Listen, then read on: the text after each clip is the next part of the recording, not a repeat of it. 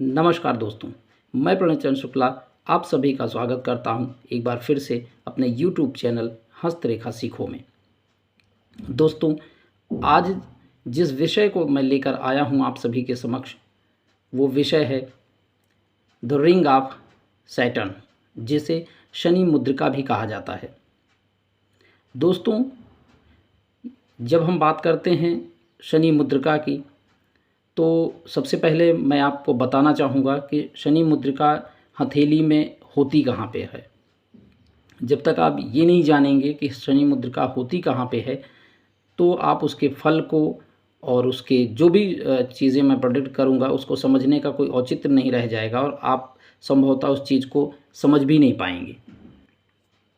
तो मेरा प्रयास ये है कि सबसे पहले मैं आप तक ईज़िली समझ पाने का वो तरीका तैयार करूं, जिससे आप आसानी से सारी चीज़ें समझ सकें। तो बहुत ज़्यादा देर ना करते हुए मैं आप सभी को बताना चाहूँगा रिंग ऑफ सैटर्न के बारे में कि रिंग ऑफ सैटर्न होती कहाँ है। तो आइए हम अपने टॉपिक पे आते हैं। जैसे कि मैंने आपको बताया कि शनि मुद्रिका, तो शनि मुद्रिका की अगर हम बात करते हैं तो ये यहाँ आप देख रहे हैं, ये है तर्जनी उंगली। ये तर्जनी उंगली से भी शुरू हो सकती है। कभी कभी आप देखेंगे कि ये तर्जनी और ये मध्यमा के बीच से शुरू हो सकती है, या जो है यहाँ से शनि के पास से भी शुरू करते हैं। एक्चुअली इस जो रिंग है, इसका काम होता है शनि पर्वत को घेरना। ये शनि पर्वत को भी इस तरह से घेर सकती है, ये यहाँ से भी इस तरह से घेर सकती है शनि पर्वत को, और ये यहाँ शनि पर्वत को घेरते हुए कभी कभी तो यहाँ जाके समाप्त हो जाती है और कभी कभी ये सूर्य के स्थान तक भी आ सकती है।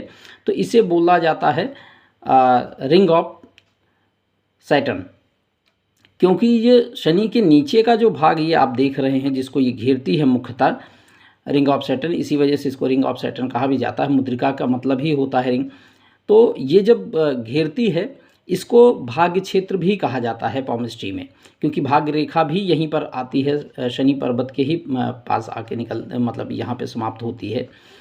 और ये क्षेत्र इसीलिए भाग्य का स्थान कहा जाता है, भाग्य का क्षेत्र होता है। तो स्वाभाविक सी बात है, यदि भाग्य के क्षेत्र में किसी भी प्रकार के अशुभ चिन्ह होते हैं, जिस रिंग ऑफ सैटर्न की मैं बात कर रहा हूँ शनि मुद्रिका की, वो अमूमन बहुत कम हाथों में पाई जाती है और ये बहुत शुभ भी नहीं होती है।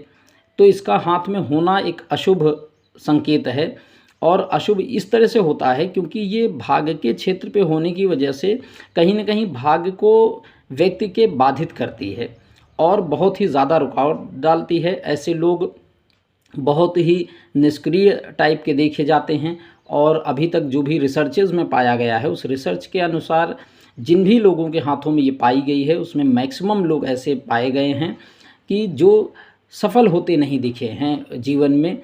वो बहुत ही सामान्य से भी नीचे का स्तर उनका रहा है जीवन जीने का।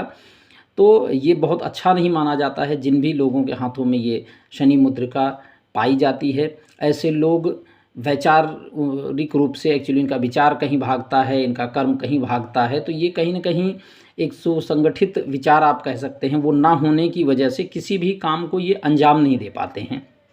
काम यदि शुरू भी करते हैं तो उस काम को अपने जो विचार होते हैं और अपने कर्म में तालमेल न बिठा पाने की वजह से वो उसको पूरा भी नहीं कर पाते हैं। और अक्सर देखा जाता है कि इनके जो भी काम होते हैं, शुरुआत करते हैं और वो उसको एंड तक पहुंचा नहीं पाते हैं, बीच में छोड़ के चले जाते हैं अधूरा। तो इस वजह से देखा जाए तो ओवरऑल ये जो रिंग ऑफ सैटर्न है वो अच्छी होती नहीं, अच्छे संकेत नहीं होते हैं जिन भी हाथों में ये पाई जाती है।